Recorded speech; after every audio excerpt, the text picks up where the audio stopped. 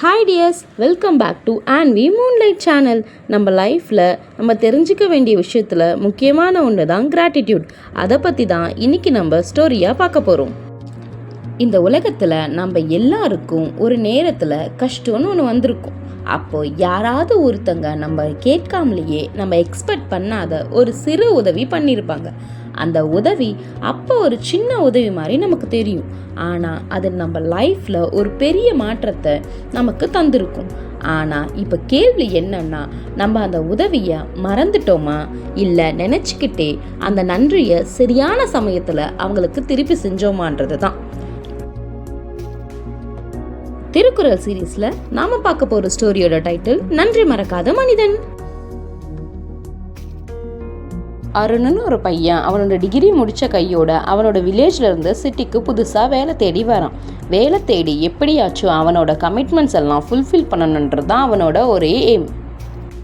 அவன்கிட்ட இருக்க கொஞ்சம் அமௌண்ட் அவனோட ட்ராவல் எக்ஸ்பென்சஸ்க்கு மட்டும்தான் யூஸ் பண்ண முடியுது. அவனால் சரியான சாப்பாடு கூட சாப்பிட முடியல. ஒரு நாள் அவன்கிட்ட இருந்த அந்த கொஞ்சம் பணமும் காலி ஆயிடுச்சு. இப்போ அவனுக்கு ரொம்ப பசியும் எடுக்குது. இந்த டீக்கடை அண்ணா கிட்ட கேட்கலாமா வேணாமான்னு ஒரே தயக்கத்தோட அருண் நின்றுட்டு இருக்கான். அந்த டீக்கடை அண்ணா இதெல்லாம் நோட்டீஸ் பண்ணிட்டு அவனோட சங்கடத்தை புரிஞ்சுக்கிட்டு அவனுக்கு சாப்பாடும் தராரு. உனக்கு ஏதோ ப்ராப்ளம், அது சால்வ் ஆகிற வரையும் இங்கேயே சாப்பிட்டுக்கோ அப்படின்னும் சொல்லிடுறாரு. நாட்கள் போக போக அருணுக்கும் ஒரு நல்ல ஜாப் கிடைக்குது. அவன் பெங்களூரும் ஷிஃப்ட் ஆகுறான். கொஞ்சம் கொஞ்சமாக அவன் லைஃப்பும் செட்டில் ஆகுது. ஒன் டே ஒரு ப்ராஜெக்டுக்காக அவன் சென்னைக்கு ரிட்டர்ன் வரான். சென்னைக்கு வந்த உடனே அருணுக்கு அந்த டீக்கடை அண்ணா செஞ்ச ஹெல்ப்லாம் ஞாபகம் வருது.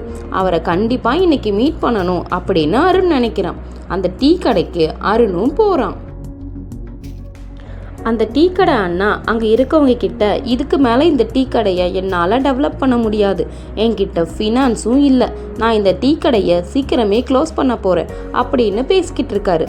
இதை அருண் கேட்குறான்.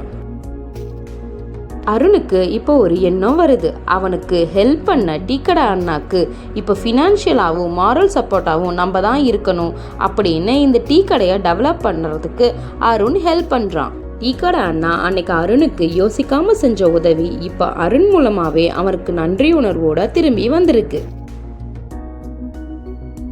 ஆனா இப்ப கூட அந்த அண்ணா டீ கடைக்கு வரவங்க கிட்ட காசு இல்லைன்னா பரவாயில்ல, அப்புறமா வரப்ப கொடுங்க அப்படின்னு சொல்றத கேட்குறப்ப அருணுக்கு ரொம்பவே சந்தோஷமா இருக்கு. நம்ம வாழ்க்கையில சில பேர் செய்யற உதவி ரொம்ப சின்னதா இருக்கலாம், ஆனா அதை நம்ம மறக்காம இருக்கிறது தான் ரொம்ப பெருசு. இந்த ஸ்டோரிக்கான குரலை இப்போ படிக்கலாம். எல்லாரும் சேர்ந்து சொல்லுங்க.